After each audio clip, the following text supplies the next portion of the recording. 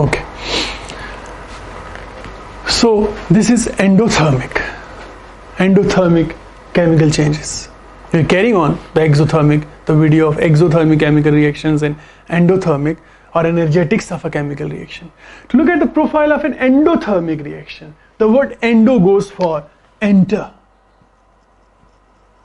Therm stands for heat. So there are certain chemical reactions which are endothermic. That is, energy absorbed by the reactant for breaking of the bond is more. Activation energy is high. But the energy released is less in bond making. As a result, surroundings are constantly being depleted of the heat. System has a higher energy level and surroundings got a lower energy level. Surroundings are being continuously depleted of the energy, and we need to supply energy to the endothermic reaction constantly. Like boiling of the milk is an endothermic physical change, and obviously we constantly supply heat, and when we just turn off the knob, the milk comes down because it was an endothermic change. Constant heat is needed. Same goes for endothermic chemical reactions. Okay, that a continuous input of energy is needed to make sure that reaction is changing from reactants to products. Okay, so endothermic mean amount of energy basically absorbed by the reactant to turn into atomic level, as bond breaking is essential for bond making. First part of a reaction is always endothermic, and the second part is exothermic. So you'll find out that in this particular reaction less energy is absorbed and more is released. For example, nitrogen got a very high activation energy. Nitrogen, very stable thing, that's why it is acting as an inert solvent in the atmosphere. Very little reactions because nitrogen bond energy is very high. And with reaction with oxygen is endothermic. Okay, very high energy is needed in the cars, engine, vehicles and some power stations. This reaction is possible. Very little in the sunlight. So nitrogen and oxygen reacting together, but the chemical change is endo. More energy absorbed, you can see, and less energy released. And more energy absorbed and less energy released, it means you can constantly notice this thing, that energy absorbed is more and energy released is less. So look at this released energy. Surroundings are being depleted of the energy. Input was from this point to this point, but output is from this point to this point.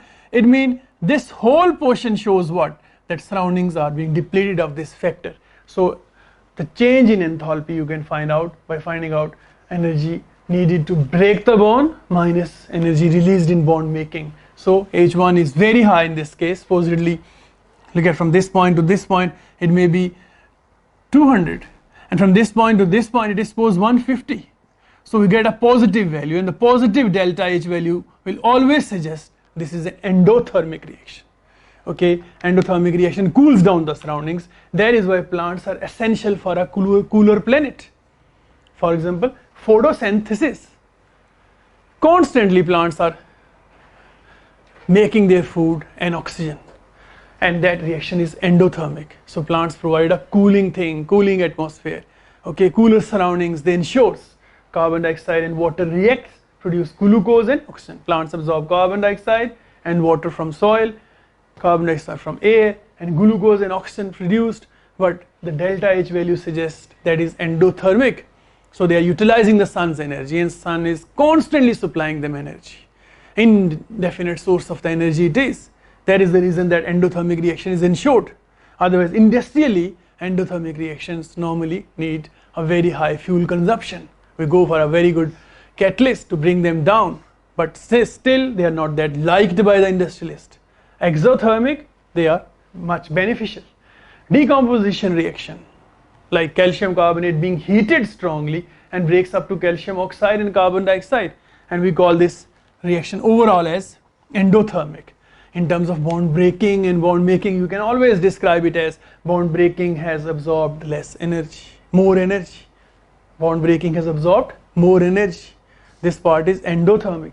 Bond making has released less energy. This part is obviously exothermic. But net the reaction is endothermic because bond breaking has consumed more energy and bond making has released less energy. So that delta H value suggests that this is an endothermic chemical change.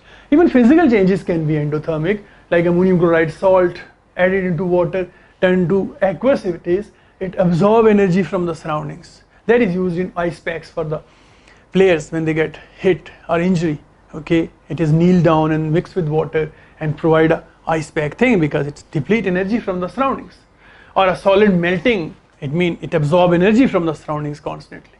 Chemical reactions can be endothermic, physical changes can be endothermic. So as exothermic, like gas turning to liquid means giving off energy to the surroundings. That's why it is turning into liquid. Okay, so endothermic, enterthermic mean absorbed energy is more and released energy is less. Always you will find out what here, that in this particular graph you will find out that reactants turning to products.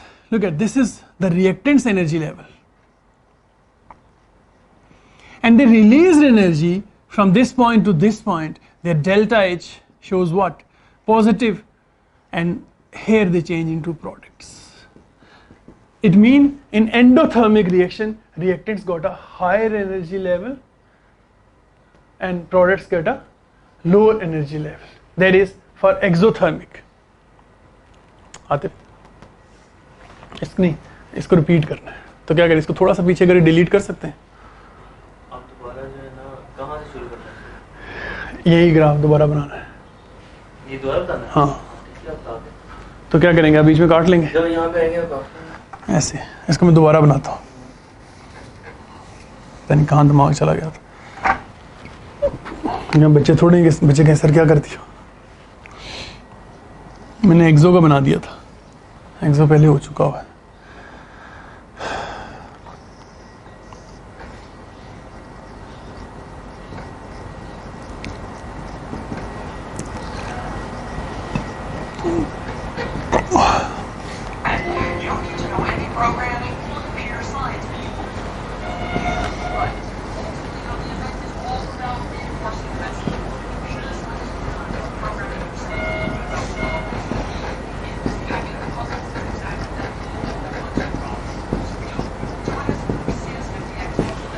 आते शुरू करूं?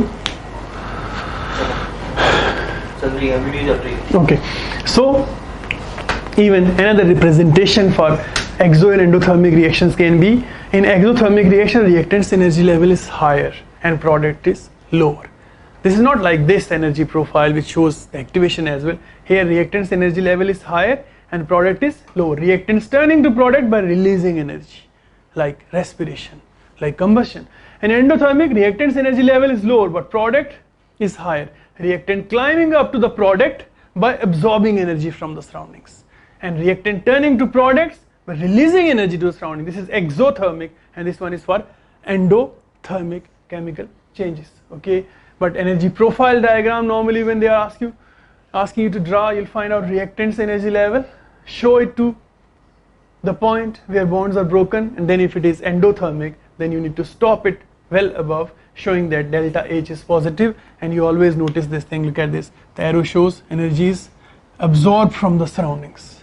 Okay, so endothermic chemical changes can be shown like this, showing the profile, and can be shown like this.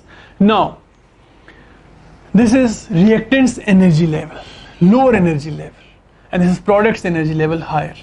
In case of endothermic reactions, reactants are more stable and product is less stable. Lesser energy, more stability. Look at the profile. Lesser energy of reactants, more stability. Their bonds are less energetic and that's why less vulnerable to break. But products got higher energy, it means their bonds are vulnerable to break. So in endothermic reactions, reactants are stable and products are less stable. When there is a question regarding, never go for the quantity of the bond, rather variation is there in different bond energies. Okay, depends on which type of atoms are bonded. So rather than quantity, we need to explain that lesser energy is released and more energy is absorbed. Obviously in case of the exothermic reactions, reactants turn into products by releasing energy. So it means reactants energy level is higher and products energy level is lower. So we'll say bond breaking has consumed less energy but bond making has released more energy. That's why it's exothermic. Here bond breaking is less, bond breaking has consumed more energy and bond making has released less energy. That's why it's endothermic. Okay, rather than going for the number of the bond, because bond energy depends on type of the bond. Like nitrogen consume too much, 950 kilojoules per mole, but hydrogen basically 391. So best explain, the fact to explain is that how energy is absorbed and how much is released. Okay, so endothermic chemical reactions or endothermic chemical changes deplete surroundings of the energy and produce cooler surroundings like photosynthesis.